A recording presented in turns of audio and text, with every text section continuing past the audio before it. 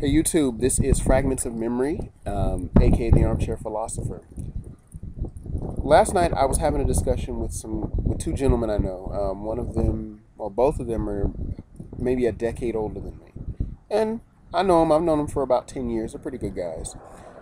Anyway, we were just talking, and he talked about how I made a reference to him being, I said, children of the '70s, chill out or something, and then he went on to say, we're Generation Xers or Gen Xers, and I said, well, we began to talk about who could be considered Gen X and who could not be considered Gen X. And I was born in 1980, so what's interesting about the category of Gen X is they definitely talk about people born in the mid to late 60s and in the 70s as being part of Generation X. Well, what's interesting is that some of the calendars, I'll say some of the calendars, there's a lady riding by on a bike, but some of the calendars or some of the categorizations of Generation X versus Generation Y, or the Millennial generation, or the Echo Boom generation.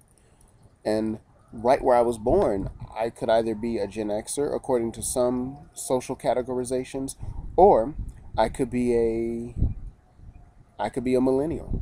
Now, my buddy was saying that I was a millennial because I was wired differently, or because I was not born in the 1970s, but I was born in 1980. So, what's interesting about all of this is that I come from, like that. And then I began to do some online readings of it, and they do give some conflicting sources. So what I did is I looked up one, and I saw one that suited me on this one blog, and they were talking about how I consider myself to be someone that was born in the cusp, the XY cusp. So I was born at the tail end of the Gen X, but I was born at the beginning of the millennial period or the Generation Y period. So I guess you can say I'm an XY cusp as opposed to a Gen Xer or even a millennial, but maybe that Generation X millennial cusp thing. So tell me what you all think. Take care.